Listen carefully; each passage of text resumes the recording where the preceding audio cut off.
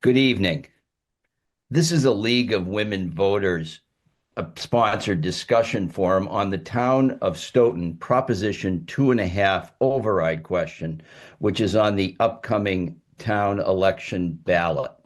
The override question is on the issue of constructing a new elementary school. The town election is 8 days away on Tuesday, April 8th. In addition to the school ballot override question, there are contested elections in the town for select board, school committee, moderator, redevelopment authority, and town meeting representatives. My name is Jack Eklund. I'm a member of the League of Women Voters South Coast and am on the Massachusetts statewide League of Women Voters Moderators panel. I also served for over 20 years as an elected town moderator in a town on the South Coast. The League is a nonpartisan organization working at local, state, and national levels to protect and expand voting rights and assure that everyone is represented in our democracy. The League is open to all people ages 16 and older who subscribe to its purposes and policies. The League is committed to providing information to voters to make informed decisions on candidates and issues. Because of the tremendous interest concerning this particular issue, the Sharon Stoughton chapter of the League invited those in leadership positions in favor of and against the debt exclusion override to tonight's forum, which was originally scheduled for this evening at 7 p.m. At the request of the Vote No group, the League of Women Voters offered an alternative time for the discussion. That was declined. Another date was offered and no response was received. The discussion is being held at 5 p.m. In the hope that representatives from the No group would participate. TJ Recupero, the chair of the Stoughton School Building Committee, is here representing the Yes group. The Vote No group has opted not to send a representative. We hope Stoughton residents find this discussion informative. Zoom participants may post questions for the speaker in the chat. The League and the moderator will monitor the chat for questions. All questions will go through the moderator and are subject to editing. If any are asked, they will be asked at the end of the forum prior to any concluding remarks by Mr. Recupero. The League has already conducted 2 candidates forums that can be viewed online at lwvss.org or at stoughtontv.com. Here is the ballot question, which will be shown on the screen.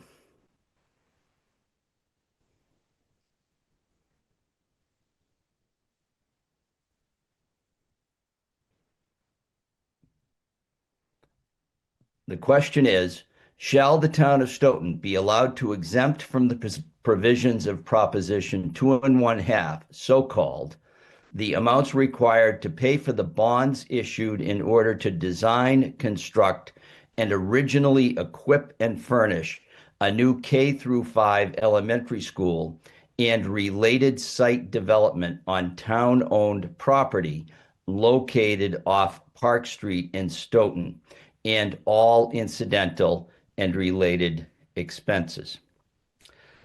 Thank you. A yes vote is in favor of the override and building the school. A no vote is against the override. Welcome, Mr. Recupero. I have a number of pre-prepared questions and would ask that you try to limit your answers to a minute or two to each question. Please, no personal attacks on anyone or on any group. This is an informational forum, which will hopefully help educate voters on the issue. Sure. First, Would you please summarize the reasons that the building committee says Stoughton taxpayers will pay less if they vote yes in favor of the override? I sure can. I think that is the slogan of the Vote Yes group, and I think it's apt. So you have to go back and understand that we are where we are because the South School will close. And it will close just by basic math. To repair anything on that school, you have to, first of all, the school itself does not comply with the ADA regulations. And there is a rule in Massachusetts and elsewhere where if you exceed with repairs 30% of the assessed value of that school, it's an equalized formula, but it's 30% basically, that you need to make the entire building comply. In our case, the assessed value puts that 30% right around $1.3 million. There are several items I can think of off the top of my head.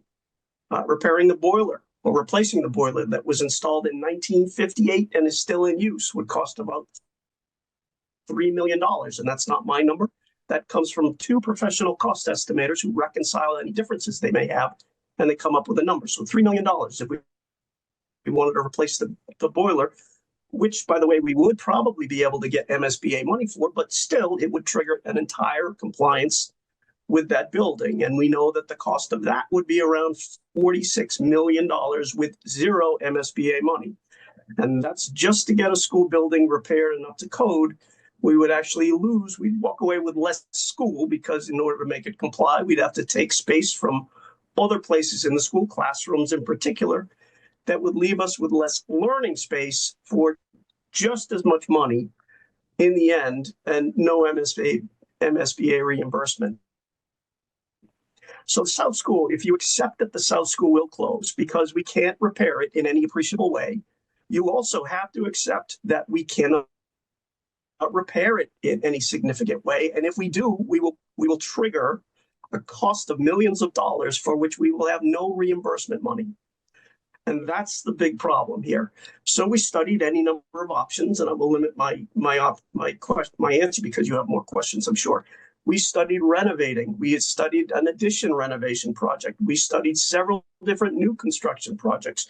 And in the end, if this fails, and there's more than $47 million that are available in grant money to use for this project, if this fails, the only alternative that the school committee and the superintendent have discussed and proposed, and there's really no other practical option, would be to add modular classrooms to each of the elementary schools to meet the current demand, because the South School will close and we won't have an elementary school that services about 300 plus students. So there'll be a redistricting townwide and some accommodation for all those students in each of the elementary schools. And that means modular classrooms, temporary modular classrooms. Those will only satisfy us for about 10 years. And what is the total projected cost of the new school as proposed? Sure. The total project cost is $113 million. We will get about $47 million from MSBA. That leaves us with about $65 million of project cost that the town of Stoughton needs to pay. However, I also think it's important that we realize that we will not be paying $65 million.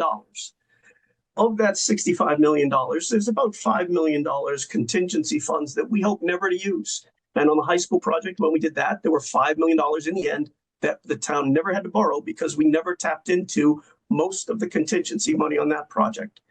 The select board has also said that they will assign $3.4 million, I believe it is, from the savings on the high school, the final reimbursement that we received or will receive sometime soon on the high school project, that they will assign this, subject to a town meeting vote, to this project. So right there is about $8.5 million that we hope to save off of this project. And add to that, the select board has also said that they will use the South School land and the Jones School land that will no longer be in use.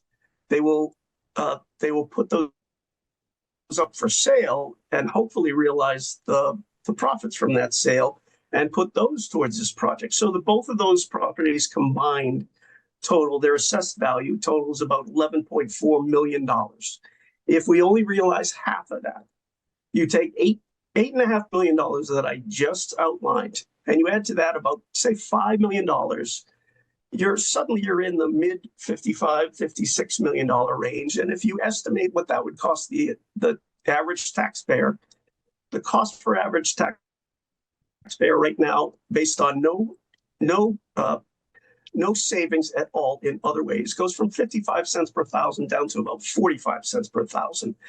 And for someone with a $400,000 home, that's under $200 a year. That's as close as I can get to exact details. I could do it all on pen and paper if you wish, but I'm close on all of those numbers, if not spot on. I'd like to break that down a little bit, just particularly because we're anticipating that there are a number of people who have very carefully reviewed this issue and determined their own positions, but there are other folks out there who are still trying to get information and make decisions on which way they will vote. So first of all, the total anticipated cost, as I heard you, is expected to be $113 million. Total project cost. Total project cost. Okay, and that's from soup to nuts, and everything down to the ladles in the kitchen. That's fully furnished. Okay. You mentioned that $42 million of that would come from the MSBA, and $47 million. I'm sorry, 47. All right, that's my error. I see that in my notes. Okay. So 47 million will come from MSBA. And just for folks who may not have focused on this debate up to this point, would you explain what MSBA is? It's a great question, because I think we assume quite a bit when we talk about this school now. It's been bandied about so much. So MSBA is the Massachusetts School Building Authority. They run a grant program, a facilities grant program that allows towns, school districts particularly, to apply to them. And we don't go in and ask for money to build a new school. We identify a problem for MSBA, and they tell us to do a feasibility study and study how to solve that problem, which could include building a new school, could include addition renovation, could include anything else. But in our case, we studied all options, and MSBA then through feasibility study takes about a year. We came up with a new school as the best and most appropriate option in this case, and cost effective. Actually, cost effectiveness is one of the criteria that MSBA measures. They're not looking to be exorbitant with their expense, and they're not looking for palaces with schools. They actually did have some issue with that very early on in the MSBA history. Back, they had I won't even name the district, but it made news at the time for a school that had all sorts of bells and whistles. Now you have to hold to a very strict design standard. You have to build very particular things so that they can sponsor and pay for excellence, particularly in education, and not extras. And by extras, I mean, they're not looking for you to build an ice cream bar in the hallway for kids. They're looking for classroom space. And they're looking also for you to not waste money on non-classroom space. So I can get into this later, but the design particularly that we chose in this case was meant to minimize non-learning space and actually meet all their regulations, which you can't do all that easily. It's easy for me to describe, but architects get paid a lot of money to design these. So we qualified for the grant. They accepted us to do a year-long feasibility study. We presented to them our recommendation for a solution, because as I said from the start, that they charge us to solve a problem, not to build a school that may result. But so our solution, we presented to them, and they, in April of 2024, voted to accept that and voted to grant it to the town. over $47 million, which the 42%, that actually works out to be a net 42% of the entire project cost. Right. And MSBA is a state agency, correct? It's a quasi-state agency. It's separate from the state budget. They are funded by 1 penny off of every sales tax charge. It goes into a separate fund by statute. It's dedicated specifically for school facilities and repair of school facilities. Also, they have what's called the accelerated repair program also, for example, that will reimburse school districts for things like roofs, windows, and boilers.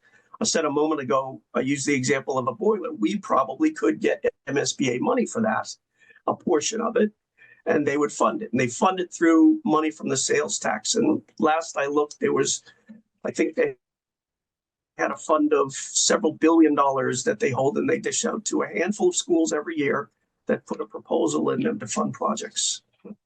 Okay. And they fund, if I may, they fund a portion of that, not all of it. And it's based on a formula and their regulations. They will not, well, in our case, it works out to be 42% of the project, but for a lower income community, they will get a higher reimbursement rate than we will. For a more affluent community, they will get a lower reimbursement rate than we will. In our case, we're at 65.98%. All right. And this is strictly state sales tax money that goes to the MSBA, and you need to comply, the town in its grant or request for a grant needs to comply with various state regulations, and then a decision is made on whether the grant will be awarded. Correct. Okay. So at this point in time, the town of Stoughton knows that there's $42 million available in this grant from this state agency to build the school. Yeah, 47 million. 47. I'm sorry. I've got that number in my head, and that's me. I'm not great with numbers. So 47 million is there. What happens if the citizens of the town vote no to that $47 million grant? Sure. So we are obligated under our extension agreement with MSBA to report to the MSBA by April 30th the results of our debt exclusion vote. The MSBA then, at their next available meeting, which will be in June, they will, based on how we report to them, will vote to take Stoughton out of the pipeline if it was a no vote. If the vote is successful, they will presumably report that we had a successful vote and the project proceeds. But by June, when the MSBA's next board meeting is, they will vote to take Stoughton out of the MSBA grant pipeline. And if Stoughton wants back in, we have to reapply and start the process again, which on average takes we studied that, takes about 5 years to get back into the MSBA grant program after a failed vote. All right. And the remaining money is anticipated by the building committee that will need to ultimately come from the taxpayers is in the $55 to $56 million range. Did I hear that correctly? You heard that correctly. After that, that's money after the amounts that the select board has said that they will put towards the project. That's when you take Stoughton's share and you deduct those items. So it will be in the mid-50s. After that, depends on how much we can sell the South School and the Jones School for. We could be more, could be less. Okay. But based on their assessed values, that's about where. Sure, go ahead. Well, there's just a little bit of I didn't want to cut you off. I hope I answered also. No, I just want to make sure that folks who are watching this or who do watch it as it's shown over the next week understand what you're saying, because there have been some breaks due to audio issues. So I want to make sure the numbers get out correctly. So uh, again, what is the estimate that your committee has come up with regard to an increase in the tax rate if this particular override passes? The maximum, based on no deductions from the town's share of the project cost, the maximum would be 55 cents per $1,000 of home valuation. So if you have a $400,000 home, I believe that comes out to about $228 per year annually. That's the maximum. With the adjustments that we hope to realize through land sales and through money left from the high school project that will be reappropriated towards this project, that conservatively that number comes down closer to 45 cents per thousand, which I think we would. And also I should say, town has done some really good fiscal management over the last year based on particularly meeting what Moody's, a bond rating agency, has said we should do in order to improve our bond rating. And we've been doing exactly what they said. If you look at Moody's guidance, they say to us, particularly, they say, if you can increase your stabilization fund, rainy day money, then we could improve Stoughton. That's one of the ways Stoughton could improve its bond rating. So the numbers that I'm citing for you are based on what our current bond rating is. What we've done for fiscal management over the last year plus, I think we could. I don't think it's unlikely that we could see an improvement. I think even the no vote, I read somewhere where one of the no vote people has said that what Stoughton has done recently has done some good where we could increase our bond rating. So the 4.25% that the 55 cents and my 45% adjusted rate would be based on, if we can decrease that to 4%, or, even lower would be better based on economic conditions. The numbers can only go down. They can't go up because we've been appropriated only so much money. That's all inclusive, and there is no way for them to go up to finish this project. There's contingency money to take care of pricing fluctuations. So in other words, if the yes vote passes, the building committee will not be coming back to the town for more money for this school. We will never go back to the town for more money for this school. This school is, and we had the same philosophy on the high school. We set a hard cap. We didn't exceed it, and in fact, we came well under it. Okay, and just for folks who may not have any real background in municipal finance at all, when you talk about the town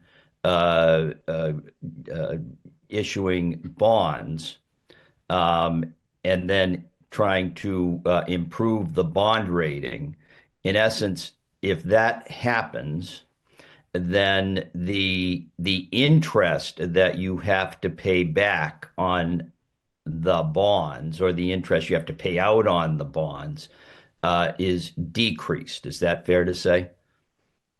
That's exactly how I would say it also. Right. So it's a little bit like getting a cut in your mortgage rate if you're a homeowner and suddenly you're able to refinance for a lower rate. If the town can, in fact, improve its bond rating, that means you're going to pay a lower rate. Is that correct? Precisely. Okay. And Precisely. all right. And in the town where I live, there was a concerted effort to increase money in the stabilization fund, which is also basically a rainy day fund. Is that fair to say? It's like having cash in the bank in case of an emergency. And if you have a greater sum in the stabilization fund, that means your bond rating improves, which means the amount of money that you have to pay out in interest decreases. correct? That's right. Okay. Town is now rated at a double A2. We can increase that. We can increase our rating, lower our rate if we do the things that Moody's said we could do that would improve our borrowing, potentially improve our borrowing rate.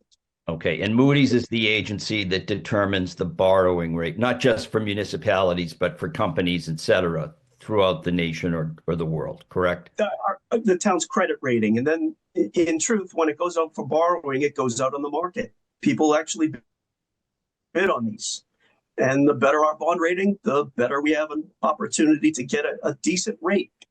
Okay. We've done that fast on school project. Okay. On the high school project, we did that. So. Okay. So bottom line is, again, in terms of numbers, I believe you said that the average increase in the tax bill on an annual basis for someone who has a home valued at $400,000 in Stoughton would be what? 55 cents per thousand, the math I think works out to be about $220 a year or $228 a year. And I hesitate to put it in terms of average because people who are affected the most will have property values that are on the lower end of the scale. So if we said average in this case, what we're doing is we're basing that on someone who has, say, an $800,000 home, and we're putting them in the same pool as someone who has a $300,000 home, and we're asking them to all treat this issue the same. And it won't be. There will be someone who are impacted most. And in truth, I think what we want to do is we meaning the people like myself who are talking about the numbers, we want to do everything we can to make this more affordable for those who are impacted the most. And at the same time, reach, I think, what would be excellence in education for a building project in the town of Stoughton. I think we've achieved that. Okay. So when we cite numbers now, it's based on a maximum. We're still going to do everything we can to get that maximum down as affordable as we can along the way. Right. And there are ways too that I can talk about. Okay. I'm now going to switch gears a little bit and ask very briefly in terms of building condition and numbers. Why is it that Stoughton needs a new elementary school? And when I say numbers, I mean number of students, number of projected students, rather than dollar values. Why does Stoughton need a new elementary school? Sure. So the process starts in any town where you do a facilities assessment. In our case, in 2010, we did a town-wide facilities assessment of all town buildings. And at that time, it was recommended in 2010 that we investigate a new school. So we submitted an application back as far as 2000. I think the first was in like 2014 to the MSBA because it takes a while to get into that process. And what we cited in that was the building envelope the school was built in 1958. It was a good school when it was built. It's actually won awards from what I understand. The architectural team that built it, they built buildings. They built the JFK office building, if I remember correctly, in Boston. They built buildings at every university. They built I think the Athens embassy, if I remember. They weren't a small firm, and the school that they gave us, it served us well over the years. I think anybody who's gone to the Cell School, they talk about it fondly. Right now, because of what we've had to do over the years, standards change over the years. So now we've had to reapportion some of the classrooms. We no longer have a library, for example. The library is now classroom space. There are classrooms that have been partitioned off. If you go in there, they're using a storage closet as conference space, counseling space for one of the support counselors. The building itself is not ADA compliant. It's not accessible to anyone who has special needs, a handicap, and particularly a wheelchair. If you go into that building, the first thing that you will see Off to your right is a ramp. That is the only ramp up to the second floor, and that's about 45 degrees up, incline. There's one lift, that lift for the chair to get up to the next level up. I won't say floors because it's not really separated by floors per se. To the next level, that lift, that chair lift, empties into a classroom. There are water leaks in that building. There's been complaints I've heard about water dripping in classrooms during class time. And it's not that, I want to be clear about this, absolutely clear. It's not that the building was not maintained. It's that there is something called deferred maintenance, and that's a term that I think was created by NASA. It's certainly employed by NASA. I think they put out the standard that says there's a point where it's not cost effective to make such repairs. In our case, we would trigger that 30% rule I talked about before. But if you were going to say put 1.5 million or 1.6, I think it was, just to do 40% of the windows, you would trigger that 30% rule. But also a new building is what you really need, because the building served us well, but it's seen a better time. And for all that we need to do to repair that building right now, it would be, as I said, just base repair that in the end will give us less building for education than we have right now. Will cost $46 million. And we would need to take those students. We could fit maximum right now, I think 319 students is last year, what the enrollment was at the end of the school year. It wouldn't fit nearly that after we did a base repair and brought the building into full compliance. And those students would go to another school. And the Dawes School, for example, right now has 406 students, last time I asked, which was 2 years ago. And that's up from, I think, 320 just a couple years ago. All of Stoughton schools are seeing an enrollment surge. We need to handle it some way. And if not by this project and spreading around students, I think apportioning them so that everybody gets a good crack at education in a well-maintained school district. Once we do that, I think everybody's better off and at a lesser cost, because the option is modulars. It's the only option. Okay. When you say, first of all, you talked about $46 million in cost, and that cost would be to renovate the South School. Is that correct? Right. The better word is repair, because Okay. we're really not, I mean, what that will do for us, that will bring everything up to current code standards for not just ADA, not just accessibility, but also for wiring, plumbing, and everything else.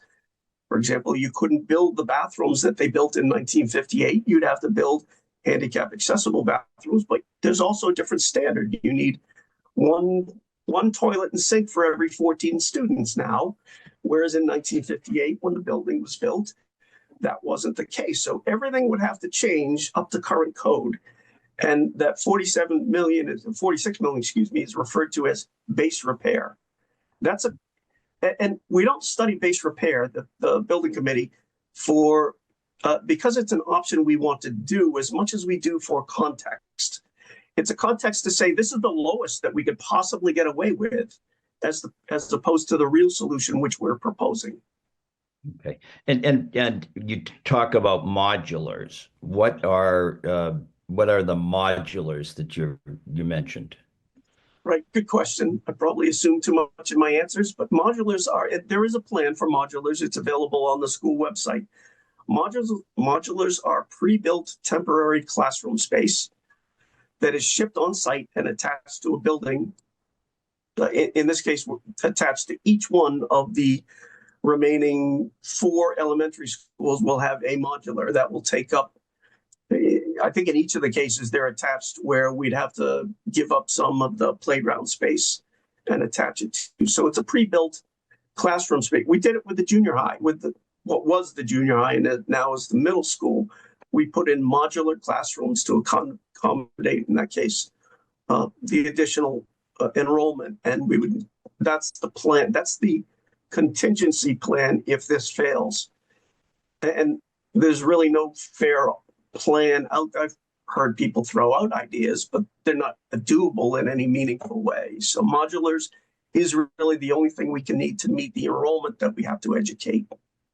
Okay, and those modulars would go both to the school at South, or it would go to the other schools because South would essentially have to be closed for what you anticipate will be a $46 million repair. The South would be closed and there wouldn't be a $46 million expense to repair it because that would be money wasted.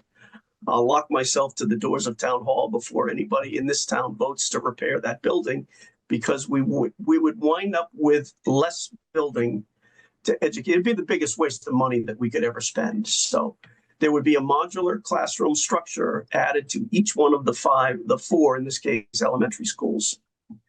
And I assume those modular structures would either be rented or purchased at a certain cost.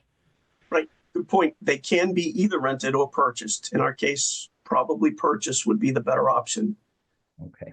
And if the proposed new school is built, would that take the place strictly of the South Elementary School, or would it take the place of more than just the South Elementary School?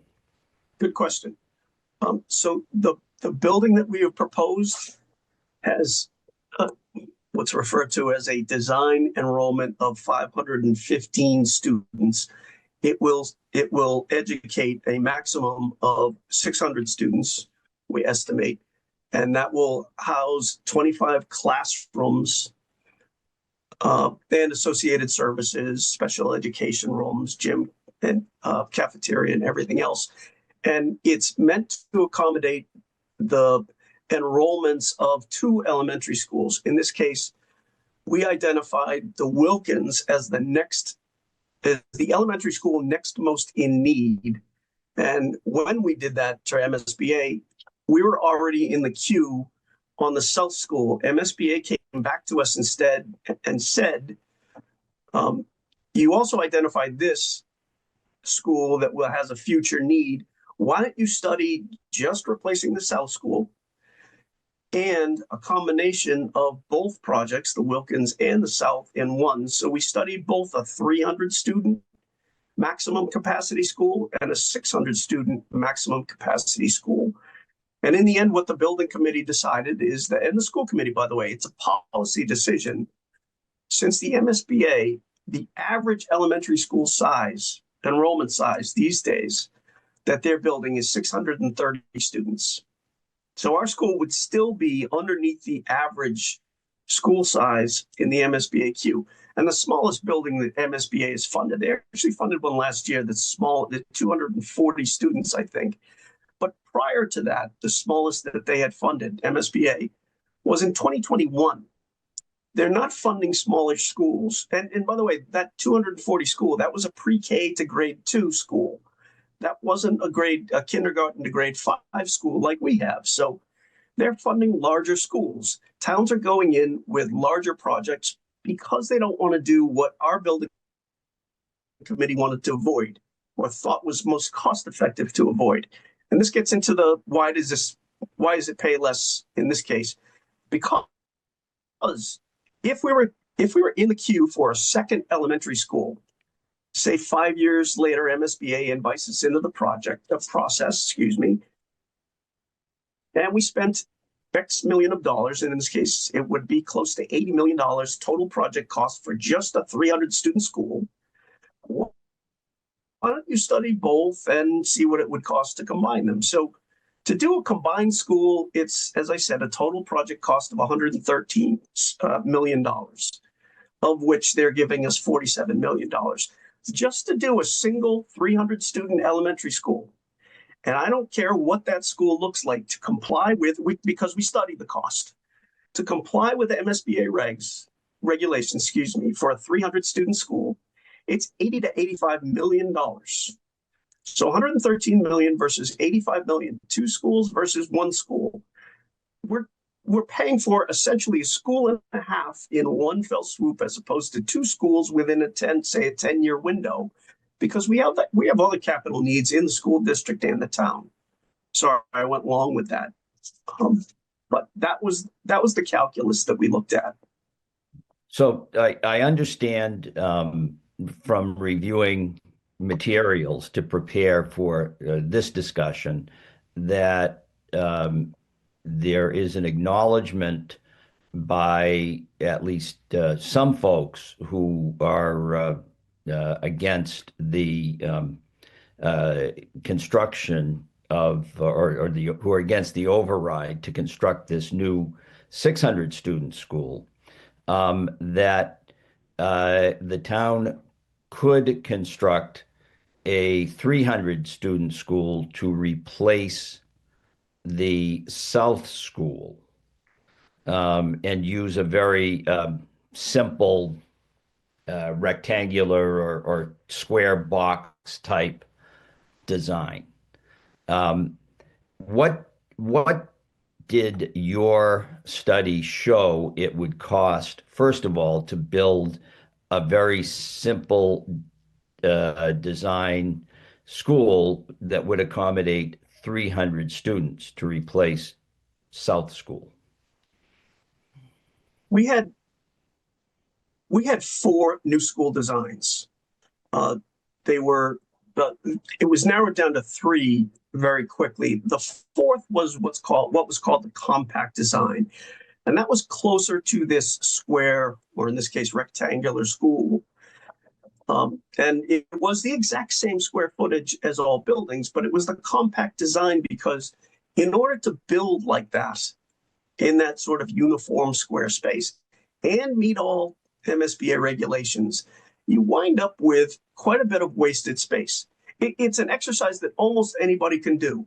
So we know, for example, building a school is very much like building blocks with Legos. You take minimum classroom size is 900 square feet, maximum is 1,300 square feet. So I did this myself. If you take an average Post-it, 3x3 Post-it notes, that represents a 900 square foot classroom. And you arrange those in a rectangle. And then you fit in a gym. Now, if you're going to put in a gym takes up 2 floors. It's a high ceiling.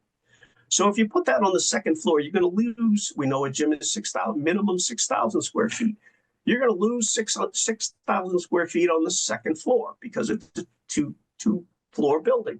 You also have a cafeteria. Cafeteria is 15 square feet per student.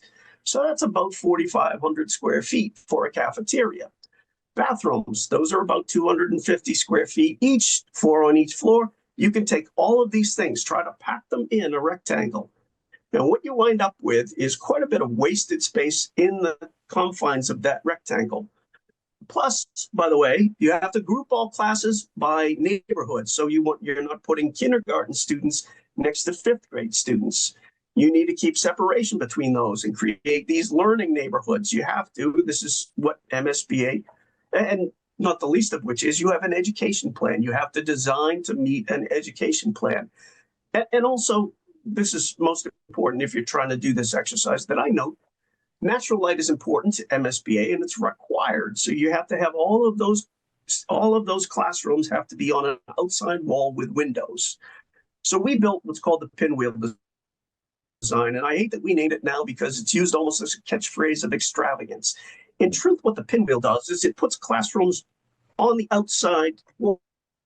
Can I interrupt? Without this broad space. Sure, please. I can go off on this too long. Sure. Yeah. Yeah. And I wanted to get to that next, but what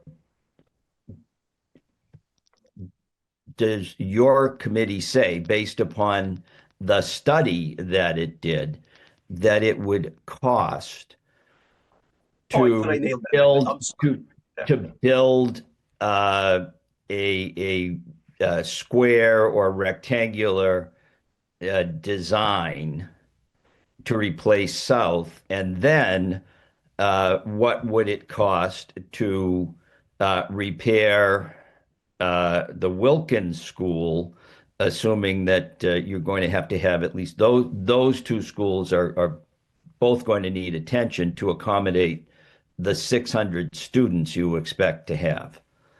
Well, we don't. So if all we were doing is trying to accommodate the South School, we wouldn't touch the Wilkins at all. So to do just a south school replacement to meet MSBA regulations with all those design criteria that I just breezed through a moment ago, the cost of that, which again was put together by two independent meaning one is appointed by the architect, one is appointed by the owner's project manager.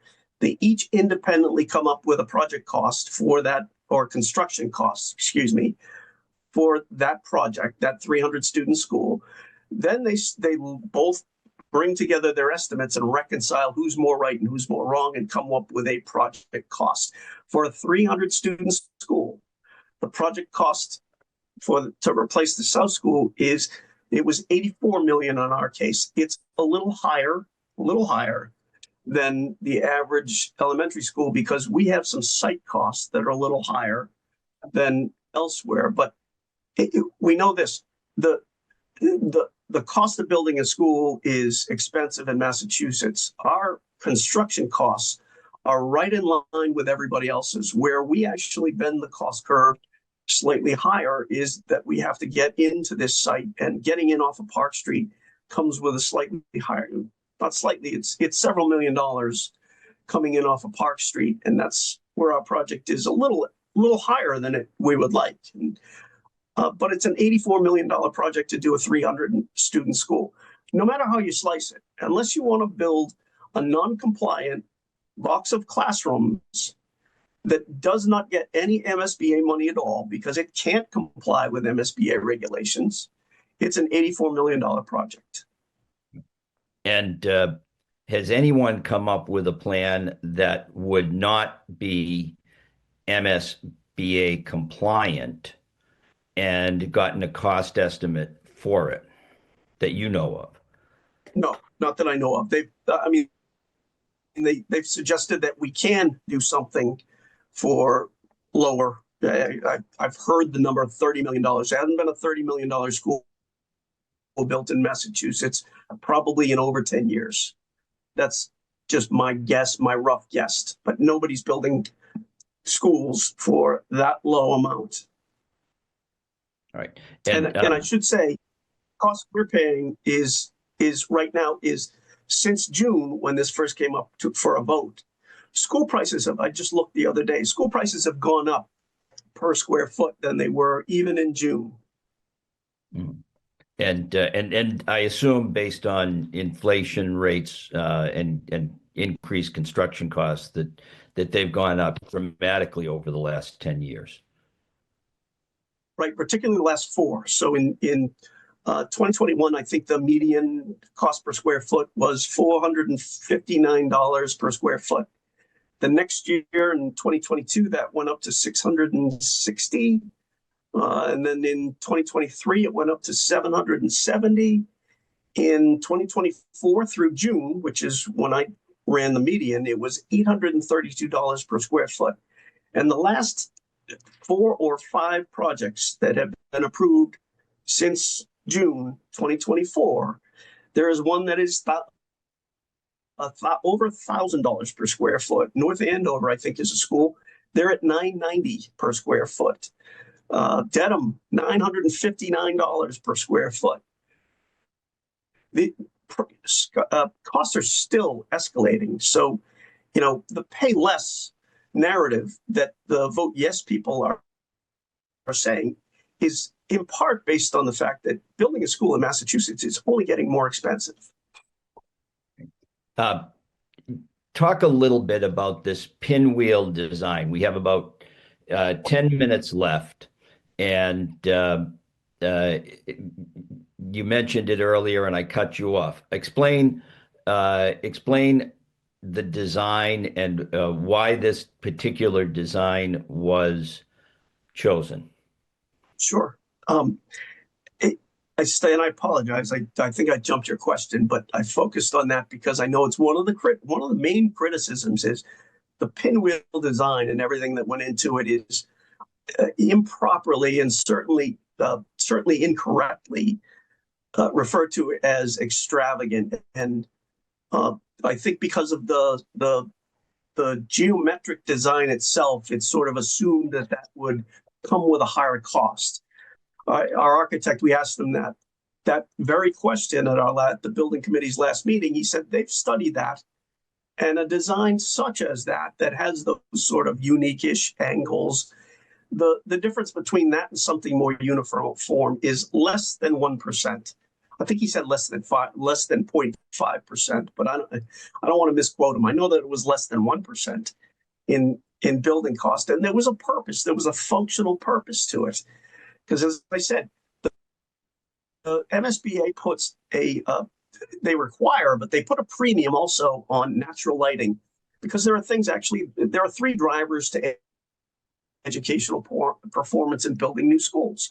One of them is lighting, another is temperature and air quality, and the other is sound. So if children are studying and they're not distracted by fluorescent lights in a boxed room or a cold room that isn't heated well or ventilated, these things affect. There've been studies on this too, and they've taken kids from one building to another, new versus old, and seen tangible improvement in education. So in our case, in order to maximize that requirement, meet that requirement, maximize natural light, we put neighborhoods of classrooms on each of those spokes of a pinwheel. That allowed us to actually minimize the footprint of the school, whereas to do that same thing in a rectangle, you'd have to expand it outward. You do that post-it exercise that I mentioned before and arrange classes on a line on a rectangle, and that rectangle, it can only go two ways. It either expands outward or it expands up to another floor. In our case, we could put these pinwheel spokes and give all classrooms natural light. I think it's 45% of classroom wall has to be natural light. And that was the functional equivalent. And we also, if I may, and I'll end here, there's quite a bit in the school, I think, that gets misinterpreted as extravagance. There's one thing that really grated on me was there's a big grand stairway as you walk in. They also, at MSBA, they ask you to have some sort of auditorium space for larger groups. In our case, 100 kids, where are you going to put those? You can put them in the cafeteria, but a stairway like that is also seating space for kids, for pictures, for meeting. It's also a bus mustering area where kids, you can put them to sit while they're waiting for their bus. So everything in this building was supposed to be both functional, and also it was intended to meet the regulations at the same time. Right. You mentioned something earlier, and unfortunately, in this day and age, safety is certainly an issue that everyone thinks about when it comes to schools. You mentioned keeping young children, kindergartners, first graders, et cetera, separate from fifth graders. And we know that the influences on fifth graders, given social media and so forth, are very different these days than they were back at the time South School and certainly most schools were built. Can you talk about that a little bit, and then also talk about, and unfortunately we have to talk about it, the issue of safety of students in the event that there was ever any type of shooter or potential shooter at the school? Sure. So there is certainly I mentioned this, this dual regulatory versus functional goal that we met in this building design. So there are breakaway spaces where you have not a straight hallway where someone could just walk down, but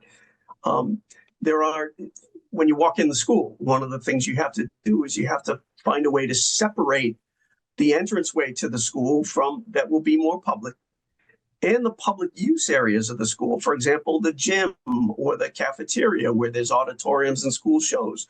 Those have to be separable from the other portions of the building, all of which is taken into account and will be, and some of which, by the way, you won't ever hear about. But I should assure the people from the public, when we were doing the high school project, right towards the end is when the Parkland shooting happened in Florida. And the high school building committee met in executive session right after that shooting and said with the police chief present, how can we improve safety for our students? And there are probably one of the ways that we did tap into contingency money on the high school project was to upgrade about $500,000 in security upgrades for that school. Also, electronics takes plays quite a bit of a role in a building like this, where on the high school project, it gets carried over onto this project, an integrated electronics and communication system that we didn't have pre-high school, and now we will expand into a new elementary school. So, I mean, I can't speak enough. Actually, someone I spoke with just last week said that security was for his grandkids, the primary driver of a new school. And I tried to tell him that that was something I took seriously as a building committee member on the high school project, and certainly on this one also. But and will, of course, because I mean, it's unfortunate we have to discuss such things in 2025, but we do. I am looking to see if we have any questions that have come in. I have not received any on my screen, and if there are, I'd like to have them now. We are coming up on 5 minutes to 6, and like to limit this to an hour. The the bottom line here, sir, for you, is what? Would you please tell us, and you're welcome to take up the rest of our time in summarizing why you believe that this is a good thing for the town of Stoughton, and why you believe that in the long run, the approval of this override will in fact save the town money. Sure. So I go back to what I started with, saying that the purpose, the charge for the school building committee was to solve a problem, and cost effectiveness was certainly the best way. As a side note, I should say one of the unfortunate parts of a debate like this is that we don't get to talk about the great impact that this building will have on education. It will. I implore people to look at the design and read everything they can about the educational components of this school. I think the school principals that put together the education plan did a top-notch job. But in the end, here's the issue. The issue is we can do this now, or we can do something more expensive later, because it won't be with MSBA money. You aren't building schools for cheaper than we propose this school anywhere in Stoughton. And not to replace the South School, the land doesn't exist to do that. The parcel that we're using was the only option. The building that we chose was the best of all options. And if we're going to solve a problem, one of the reasons why we have this problem in the first place is because we built so many schools within such a short period of time in the 50s and 60s. Now, not to do it, or to not do it, I should say, is only to put the expense on that on a future generation that, ironically enough, is in our elementary school system right now. So we can pay for this now, and we can make it as affordable as possible for the town residents. We can meet the education plan. What we can't do is throw out an idea of something that the building committee has studied and know can't exist. You can't do a smaller school for less than $84 million. Well, I should say $80 million, because I'm sure there's some savings at the edges you could do. But that's what schools cost in Massachusetts. We studied all options. Look at all our work. There's thousands of pages that you can review on the project website. I ask you to do that, and to trust the people who looked into this school, that this is the best solution for everyone. And I'm very proud of it. And one last comment, Jack, and I swear I'll end here. I knew nothing about the South School problems or the goals goals of this committee when I was asked to join it. So the first person that had to be sold on this project was me. I don't have kids in the school. I don't have kids that will be in any elementary school. And I have no incentive other than the best school for the town of Stoughton at the most cost-effective price structure. And this is it. Thank you, Mr. Recupero. Thank you. Again, voters of Stoughton, the election will be held on Tuesday, April 8th. Please consult the town clerk's website if you don't know your precinct or polling place. Polls open at 7 o'clock a.m. and close at 8 o'clock p.m. And here's something up on the screen. You can take a snapshot of it if you need to save. Absentee ballots are available until tomorrow, April 1st, at the town clerk's office if you will not be in town for the vote. Early voting in the town began today and will continue through this coming Friday at Town Hall. The hours to vote are Tuesday and Wednesday from 9 o'clock a.m. to 4 o'clock p.m. On Thursday, from 9 o'clock a.m. to 6 o'clock p.m. and on Friday from 9 o'clock a.m. until 12 noon. Again, there are recordings of candidate forums online at the Stoughton Sharon League of Women Voters website, which is www.lwvss.org, or at stoughtontv.com. If you are interested in the mission of the League, please consider becoming a member. Finally, remember that democracy is not a spectator sport. It's your right as a citizen of this country to vote. Please exercise that right and vote. Thank you. Thank you.